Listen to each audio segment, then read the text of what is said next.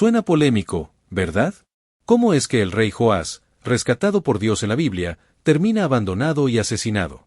La neta, no siempre te destruye lo de afuera, casi siempre es lo que toleras por dentro. En este video vas a descubrir, de una vez, por qué empezar bien no garantiza nada y cómo 3 señales, influencias, gratitud y corrección, pueden salvar tu historia. Ojo, lo más contraintuitivo es que no fue el enemigo quien selló su destino, fue una frase profética que él decidió ignorar. Quédate conmigo, en minutos, con un tono claro de cristianismo práctico y fe viva, vas a ver lo que pocos te cuentan. Imagínate la escena. En Judá una reina ambiciosa se apodera del trono a la mala y ordena borrar a la casa real. Atalía no tuvo miramientos, quiso cortar el linaje de David de un tajo. Pero la Biblia siempre guarda giros finos. Jehoseba rescata a un bebé y lo oculta en el templo. Ese pequeño, el futuro rey Joás, queda protegido entre paredes consagradas. Esta historia bíblica no es chisme antiguo, muestra cómo la fe abre rutas donde no había salida. Durante 6 años, Joás creció en silencio, arropado por el sacerdote Joiada y por una comunidad que guardó su vida como un tesoro. El templo fue casa, escuela y refugio, ahí aprendió a respirar fe y a honrar la presencia de Dios. Si alguien pregunta por liderazgo, la Biblia lo pinta claro, carácter primero, corona después. En esta historia bíblica, cada susurro formó convicciones y cada rito talló propósito. Tú y yo sabemos que Judá parecía extraviado, pero el guión divino seguía activo. Llegó el 7º año y explotó la verdad, el heredero vivía. Joiada presentó al niño ante el pueblo, y en medio de trompetas el rey Joás fue coronado. Atalía gritó traición, pero su decreto se apagó, la justicia alcanzó a la usurpadora. Judá respiró aliviado y el templo volvió a sonar a esperanza. Esta historia bíblica suena cercana, cuando Dios empuja, hasta las puertas más duras ceden. Apunta esto en la Biblia de tu corazón, la fe prepara, y el momento llega. Bajo la tutela de Joiada, Joás no se mareó con la corona, gobernó con cabeza fría y corazón caliente. El mentor lo ancló a la Biblia y a un cristianismo práctico, sin humo, la fe operó como motor y freno. Él aprendió a escuchar, a delegar y a rendir cuentas. Ojo, nada de ocurrencias palaciegas, planificación, prioridades y gente correcta en los lugares correctos.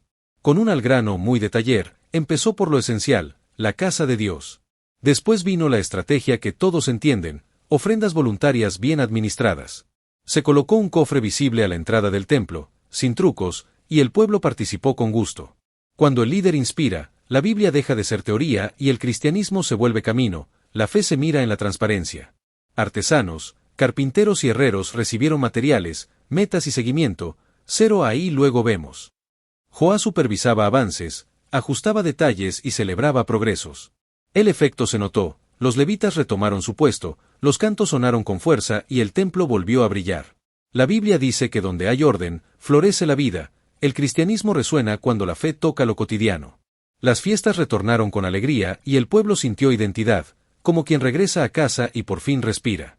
Joás, sin pose, modeló excelencia sin volverse pesado, poquito a poquito, pero bien hecho. Cuando Joiada partió, se movió el piso. Joás, sin su mentor, quedó expuesto a consejeros listillos que sabían adular pero no temían a Dios. Ahí empezó el desliz, casi imperceptible, decisiones modernas, alianzas convenientes, silencio donde antes había claridad. En esta historia bíblica se ve clarito, si sueltas el timón, la corriente te arrastra. La Biblia, el cristianismo vivido y la fe práctica dejan de guiar si el corazón se distrae. Judá siguió al rey, como siempre. Con el tiempo, lo que antes escandalizaba comenzó a parecer normal. Los príncipes de Judá trajeron ideas vistosas, altares nuevos, imágenes bonitas, culto mezclado. Sonaba práctico, pero olía a idolatría. La Biblia advierte que cuando la fe se diluye, el corazón negocia lo innegociable. Joás, el rey Joás, dejó de escuchar voces avías y compró aplausos baratos. El templo seguía en pie, sí, pero el cristianismo cotidiano se volvió decoración. Claro, Dios no se quedó callado. Cuando la fe del pueblo flaquea y la Biblia deja de ser mapa, siempre levanta una voz. Esa voz venía del templo, del linaje espiritual de Joiada, Zacarías. El profeta miró a Judá y al rey Joás con ojos limpios y habló sin rodeos. Nada de diplomacia hueca, idolatría es idolatría. El cristianismo auténtico exige verdad, aunque pique. Zacarías no se guardó nada. Con voz firme recordó al rey Joás que la Biblia no es adorno y que la fe no se negocia con conveniencias.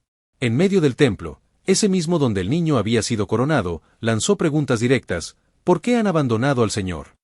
Era un cristianismo puro, sin maquillaje, lleno de verdad. Pero Joás, ya rodeado de aduladores, se ofendió.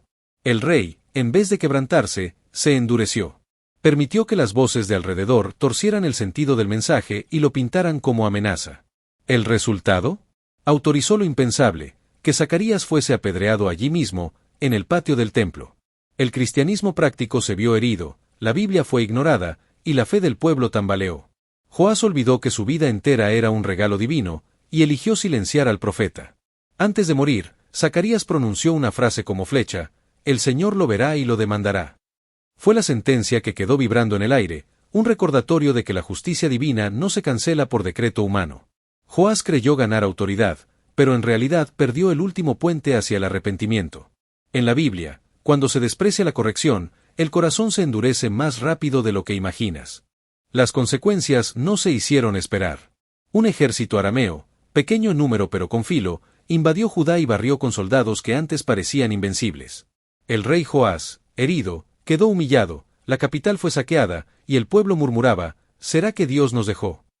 En realidad, la Biblia lo muestra sin rodeos: fue Joás quien se apartó primero. La fe debilitada abrió brechas, y el cristianismo auténtico perdió espacio. Esta historia bíblica enseña que las derrotas externas suelen reflejar pérdidas internas. El palacio, que un día resonó con cantos de justicia, ahora estaba lleno de intrigas y silencio pesado. Joás, el rey que había restaurado el templo, se volvió un hombre desconectado, sin gratitud ni discernimiento. Los servidores lo miraban con desconfianza, y los sacerdotes ya no tenían voz. La Biblia lo pinta claro: cuando se cierran los oídos a Dios, las puertas de la confusión se abren de par en par. El cristianismo práctico desapareció, y lo que quedó fue un reinado vacío, sostenido apenas por apariencias. Y así, el final llegó desde adentro. Dos de sus oficiales, cansados de tanta contradicción y recordando la sangre de Zacarías, conspiraron contra Joás. El rey fue asesinado sin honra, sin funeral real, sin memoria celebrada. El pueblo que lo aclamó de niño lo olvidó de adulto. La Biblia deja entrever que no basta con empezar bien, la fe debe sostenerse hasta el último suspiro. El cristianismo enseña que la ingratitud marchita hasta las promesas más bellas. Ahora te toca a ti: ¿qué influencia necesitas cortar hoy? ¿Qué acto de gratitud has pospuesto? No. ¿Qué corrección estás evitando porque incomoda? Si esta historia de la Biblia te movió, aplica desde ya: elige voces sabias, practica la gratitud sí o sí y corrige a tiempo, aunque pique. Cuéntame en comentarios cuál será tu primer paso, quiero leerte. Y si quieres seguir creciendo con contenido de cristianismo aterrizado y fe para la vida real, suscríbete y activa la campanita.